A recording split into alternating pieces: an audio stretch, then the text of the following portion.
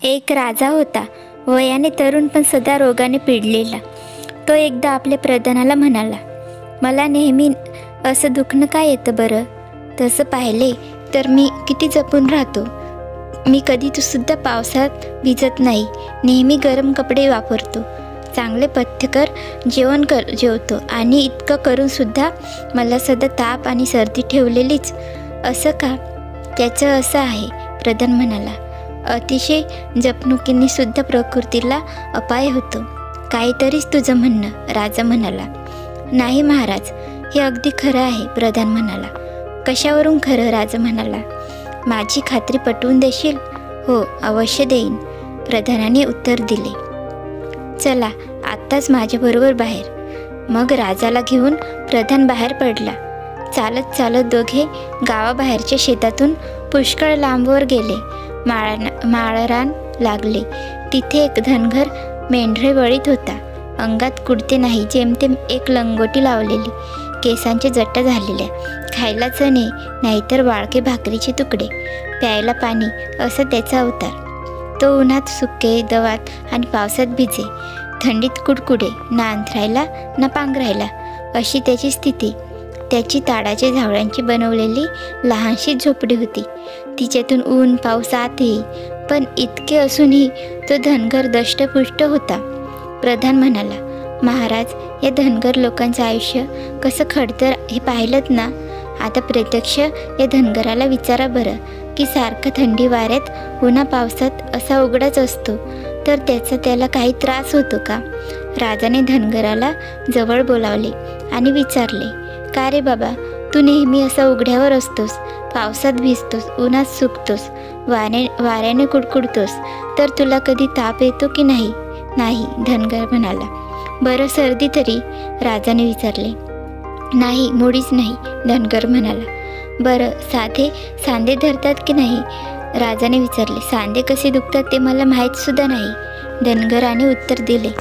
महाराज, लहानपणापासून थंडी, वारा, ऊन, पाऊस सगळे काही सोसायची मला सवय पडून गेली आहे आणि म्हणून मला ती कधी बाधत नाही. राजाला मोठे नवल वाटले.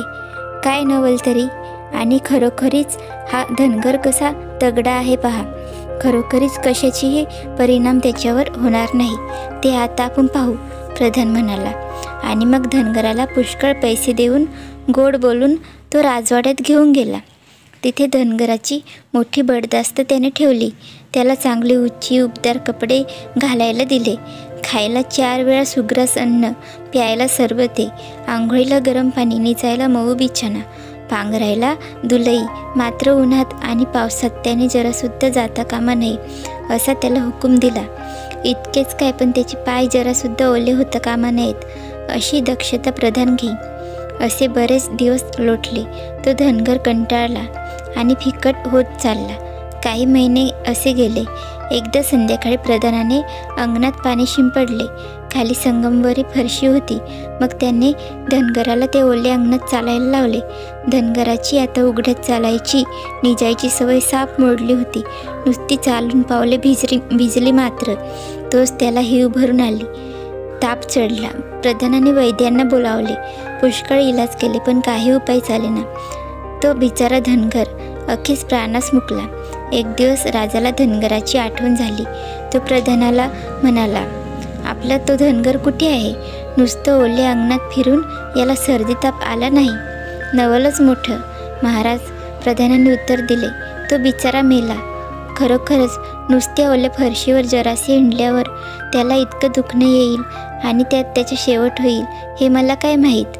पुष्कळ इलाज केले मी, पण फुकट गेले. अलीकडे त्याला इतकं जपून राहायची सवय झाली होती की जरासुद्धा वारा, ऊन, थंडी, ओल त्याला सोसवत नसे. आणि उबदार राजवाड्यातून एकदम थंडीत आल्यामुळे तो असा एकाएकी आजारी पडला. पण महाराज, आता तरी आपल्याला कळलं का की आमच्यासारख्यांना जे बाधतं त्याची बाधा गरिबांना कधी होत नाही.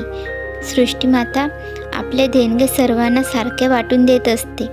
श्रीमंती आणि सुखभोग जिथं आहेत तिथं आरोग्य कमी आणि आयुष्यही आखूड. मात्र एरवी विलासांची चंगळ. जिथं काबाड कष्ट तिथं आरोग्य चांगलं. महाराज, असा आहे सृष्टीमातेचा न्याय. ते ऐकू राजा काही बोलला नाही. तुम्हाला ही कथा कशी वाटली ते कमेंट करून सांगा आणि अशाच नवीन नवीन गोष्टी ऐकण्यासाठी चॅनलला सबस्क्राईब करा. धन्यवाद.